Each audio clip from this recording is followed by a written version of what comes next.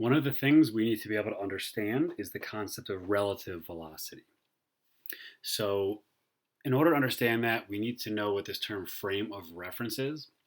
And it's just an arbitrary, meaning it doesn't matter where you place it. It's completely not random, but you can just decide where you want it to go and it's not going to affect things. But it's an arbitrary coordinate system by which observations and measurements are made. Meaning, if I want to make any observations or measurements in any kind of environment, I need to be able to state what I'm making these observations and measurements in relation to. So if I said in a classroom I am 10 meters, you would say 10 meters from what? Oh, yeah, 10 meters from the front door or 10 meters from my desk. So I need to give you a frame of reference so that you know exactly where these observations and measurements are being made and what they're referencing. So to show you a quick example of this, you can kind of think if this has ever happened to you, you've been in the passenger seat of a car, maybe on like the highway at a toll booth or something. You're looking out the window, and this usually happens when there's a big truck next to you, but every now and then it can happen with a car. And for a split second, one of the cars starts moving, and you can't tell whether you're moving backwards or the other car is moving forwards. And for a split second, it kind of throws your perspective off. That's kind of a visual way of thinking about a frame of reference because it's really hard for a split second to figure out which of those two things is happening. And that's because with this idea of relative velocity, either one of them could be happening. And anyway, let me clarify a little bit more. Let's assume you have a car traveling down the road at about 50 meters per second, and you have a group of people that we are going to say is stationary. They are just standing there. Well, as that car whips by, from the people's perspective, if you were one of these people, that car flies by at 50 meters per second to the north. You would tell everyone that car just sped by to the right. But if you were in this car and you were looking at the group of passengers, you would actually see them fly by you at 50 meters per second south. Now, no one's really going to say, wow, those stationary people just flew by me, because we all generally assume that the Earth is not moving, and if someone's standing on the Earth, they are not moving. We must therefore be the object that's moving. And that's generally okay in your day to day life, but it's a little bit tricky here because as you stand on the Earth, you are moving. Not relative to the Earth, but you're certainly moving relative to the Sun, to the Moon, other planets, other objects in space. So, depending on what your frame of reference is, you could be moving all the time or you could not be moving at all. So, this is where this concept of frame of reference comes in and relative velocity. How quickly are things moving relative to other things that aren't necessarily just the Earth? So, let me show you an example here. Let's assume we have a skateboarder who's moving at 5 meters per second towards a stationary observer. So the skateboarder is moving at 5 meters per second. This little ball they have in their hand is also moving at 5 meters per second because it's moving along with the skateboarder, and the observer is at rest. Well, we can only say the observer is at rest because we are basing the fact that the observer is our frame of reference. We are assuming that this person is not moving because they stand on the earth, which is okay. Kind of makes sense, but I'm going to show you in a second that's not necessarily true. But we'll assume that the person is at rest and it is the skateboarder and the ball that's moving towards them at 5 meters per second. Then the skateboarder throws the ball and gives it an extra 3 meters per second of boost. Therefore, after the throw, the skateboarder is traveling at 5 meters per second. They haven't affected their own motion.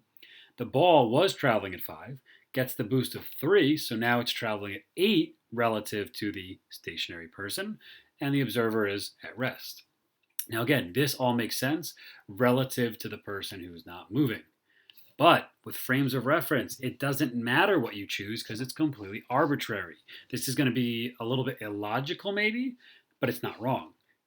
We could take the same situation and assume that it is actually the skateboarder at rest, and it is actually the earth underneath the skateboarder that is moving. So it's not the skateboarder moving over the earth, it's the earth moving under the skateboarder.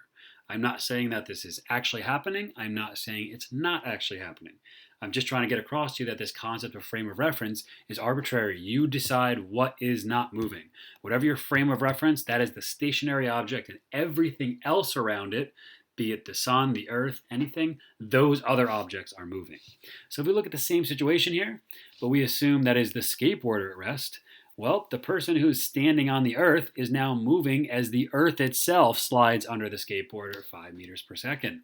So in this case, where we assume the skateboarder is their frame of reference, neither the skateboarder nor the ball are moving. It's actually the observer and the surface of the earth that is moving underneath and providing the illusion that this stationary person is moving towards them. If the skateboarder were then to throw the ball again, well, again, the skateboard is our frame of reference, so they are not moving at all.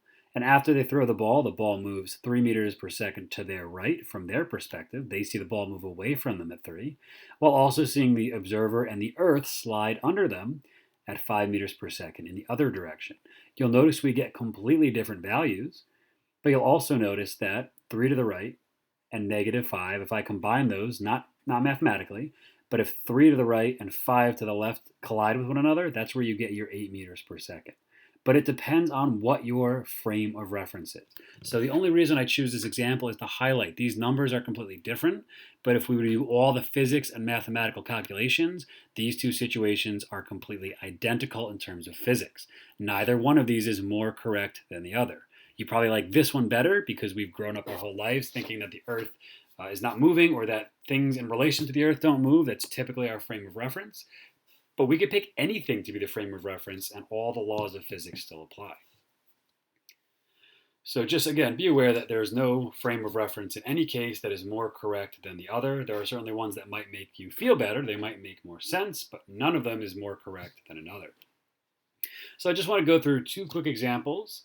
In this video, I'm just going to go over the one-dimensional relative velocity calculations if you have the same frame of reference, and then I'm going to cover the one-dimensional relative velocity calculation if you have different frames of reference in the second video.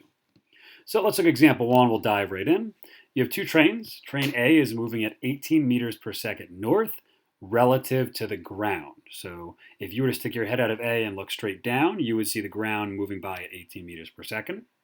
And train B is moving in the opposite direction at 32 meters per second south, again relative to the ground. So both of these objects are being measured relative to the ground. So they have the same frame of reference. They are both relative to the same object, the Earth in this case. So simple question, how fast is train B traveling relative to train A? How fast is train A traveling relative to train B?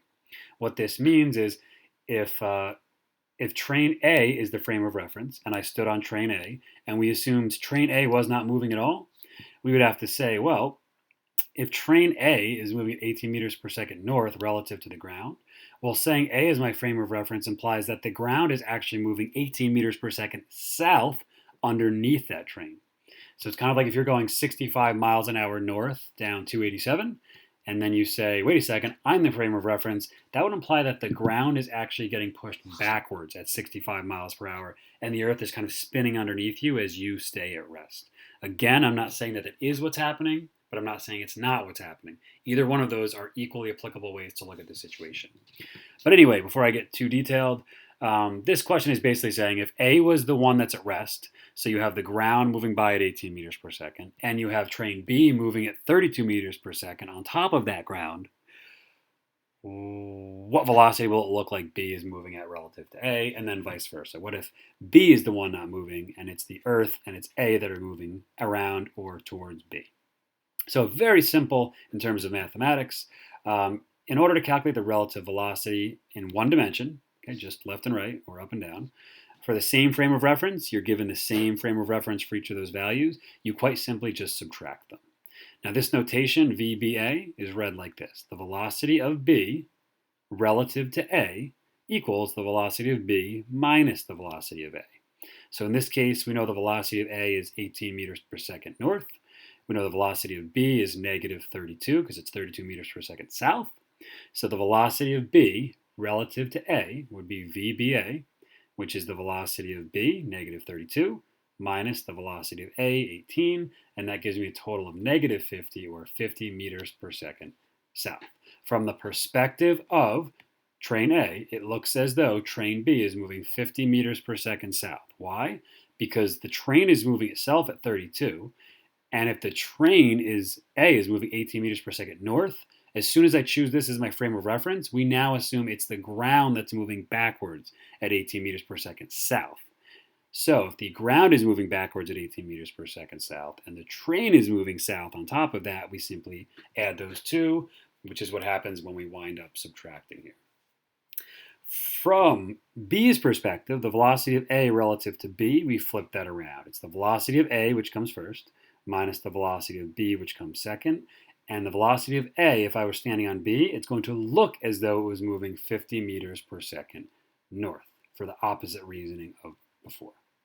So give this example here a try. Pause the video, and then you can double check whether or not you got this right or wrong. This certainly might still be a little bit tricky. The math is kind of easy. The conceptual understanding is a little bit harder. So please, any questions, anything like that, try this one out. Then call me over, shoot me an email. I will clarify anything I can. The concepts behind this are definitely a bit trickier.